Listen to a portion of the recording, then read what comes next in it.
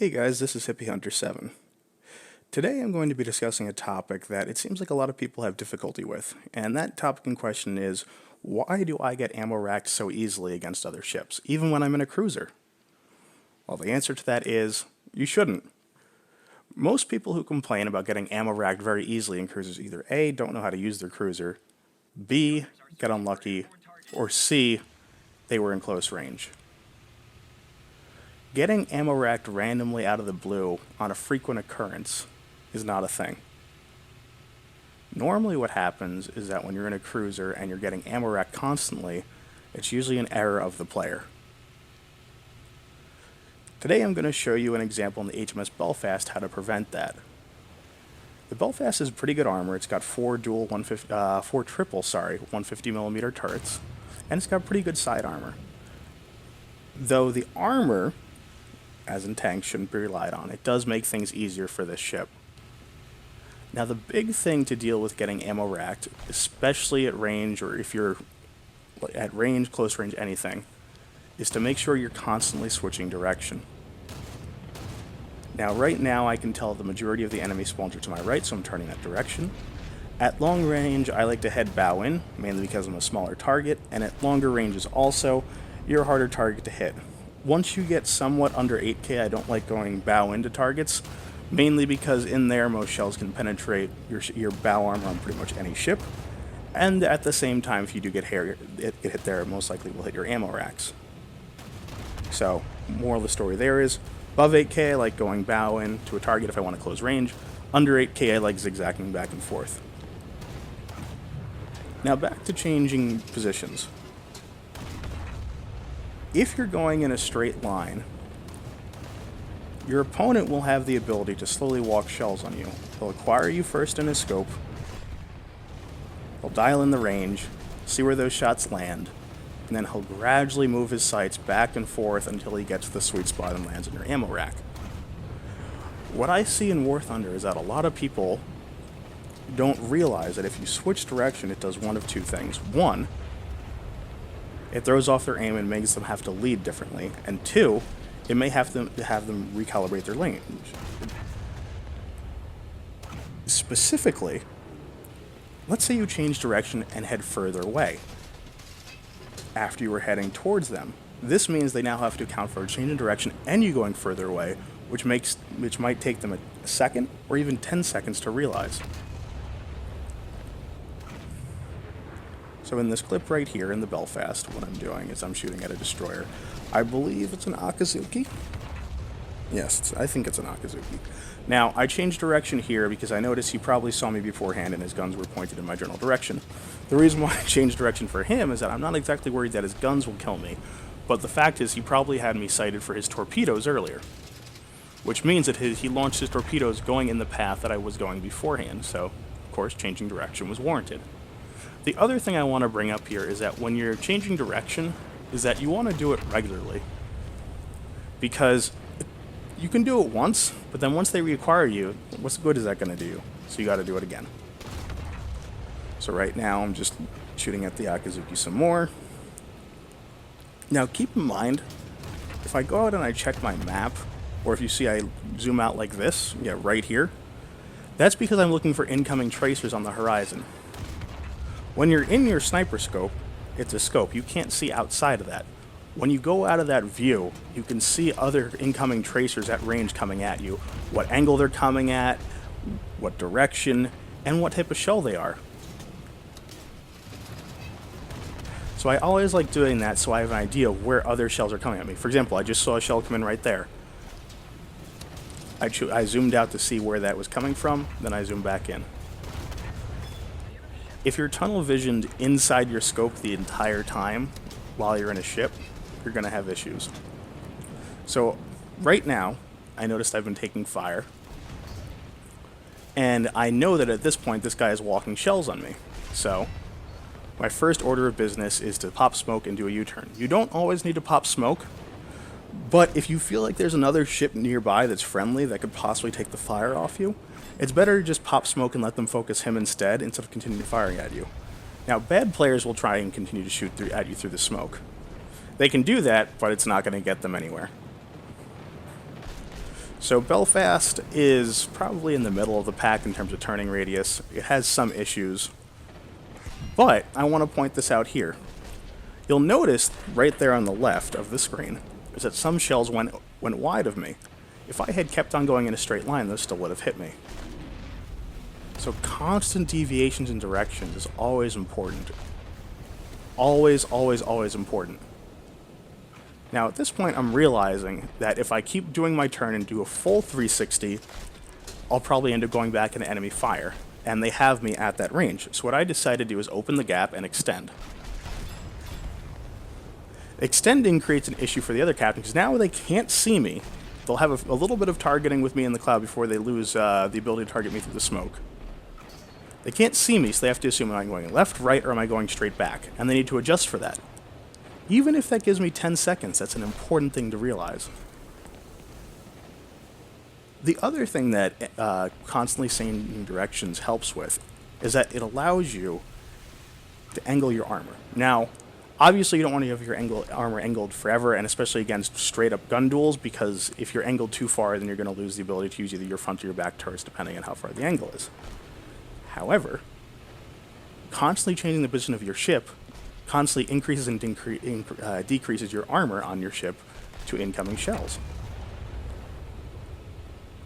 So right now I'm looking at that guy again. Depending on how comfortable you feel like, sometimes I like third-person shooting if I'm comfortable with it. Right now before I was checking to see if he had shots coming at me. Sometimes I also like going into third person to see how my shots look at long range. Some ships have arcs that go outside of your binocular zoom, so it makes tracking them hard. I usually land my shots through tracking the shells and through splashes. So right there, I know he's being engaged. Now, at the moment, there isn't really any bigger threat to me that I can see on the horizon. I'd also want you to take a look at how the structural integrity of my ship is. Currently, I'm doing pretty well for myself, crew percentage-wise. If I hadn't angled, and I hadn't turned away from my enemies... Oh, dang, I just took a big shot there.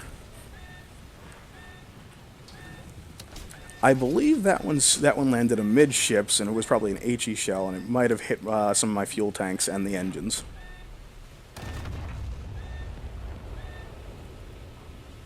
Now, for that one, I decided to do the fire first, since it was the most important. Flooding wasn't too bad, so I decided to let that go for now. Now, notice while I'm in this engagement, I'm constantly still moving. I'm not going in a straight line. I'm not going, completely west. I'm not going in a predictable pattern. And I'm going to say this a million times more. Don't go in straight lines. You will get ammo-racked in Naval, especially in high-tier ships, because the guns are way more accurate at long range. Constant micro changes in direction are what separates good players from average players and average players from mediocre players. Now, right now, I know that there's shells coming in. Now, there's two ships over here.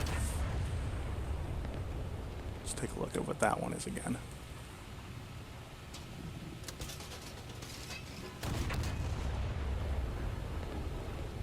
Is that? Yeah, it looks like a hipper. Is that a hipper? Yeah, that's a hipper. We'll call it a hipper for now. Or it might be an Eugen, I don't know. Thankfully, one of the nice things about Hipper and Eugen is that they do have the same similar profiles at long range, so you don't need to worry about having to identify Eugen as its own ship. Now, as you can see here, I'm slowly turning again because I know I'm taking shots.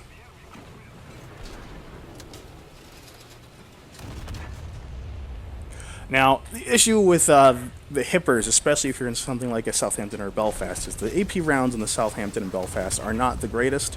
They have decent pen, but I don't like relying on them that much against thick armor. So going through his belt armor is possible, but it's not going to be something that I'm going to really, really, really count on. So I'm just trying to see if I can get some good shots in. Usually I don't like going to HE against other cruisers, especially with the 150s, unless they're at lower crew counts. especially because one of the weaknesses of the Belfast and Southampton is that it has an okay reload. I don't think it's the greatest. So I see him getting shot again, so I'm changing direction. Once again, changing direction is always important. It prevents you from being Ammoracked, it prevents you from dying early, and it messes up your opponent's aim. Even just a slight turn will help. Now, I know right there that shot that I just took was actually straddling my magazine, but because I'm still in my turn and I'm changing direction, his next shot, as you can see, hit more towards my bridge. If I had stayed in a straight line, that would have hit me right in the ammo rack again. Or the belt in front of the ammo rack.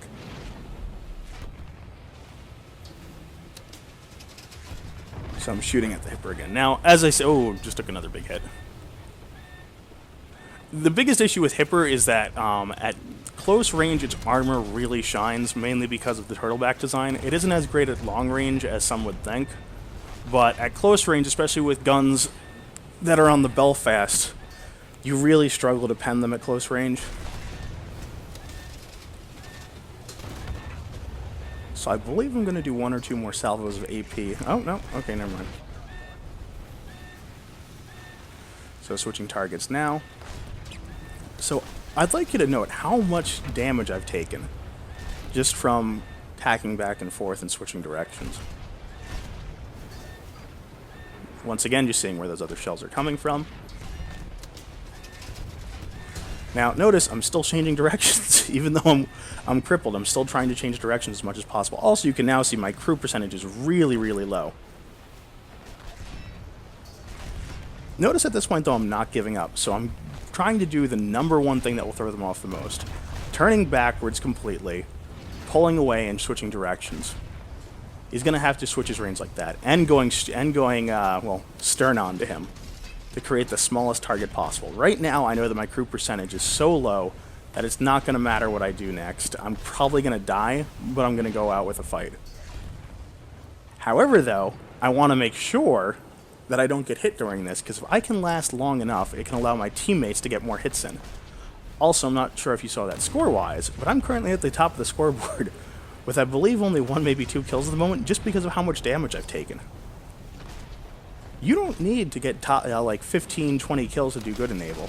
If you survive to the end of the match, you're worth your weight in gold.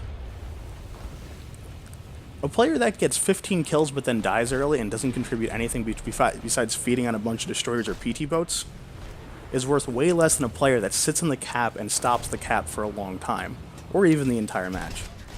So right now, as you can see, I'm still taking a ton of fire. My crew percentage is almost gone, but I'm still alive, and that's because I'm still changing direction and I'm still moving away from other ships. And I'm currently on 0% crew. But that's because they're hitting parts of my ship that are pretty well armored, and it's actually not doing crew damage because it's either bouncing off the armor or just exploding on that. Now you notice, I'm still changing direction this entire time. There's literally no point to ever sail on a straight line in War Thunder. All that it does is it begs other people to shoot you in the ammo. Now people might ask, well, what do I do if I can't even see where the shells are coming from? And it happens instantly. You can always tell where you're being shot from. You'll notice how many times I look out of my scope and take a look around at my surroundings. I'm doing that, 1, as I said, so I can see where the incoming shells are coming from, and 2, so I can figure out where I need to position myself and what's the best route of escape.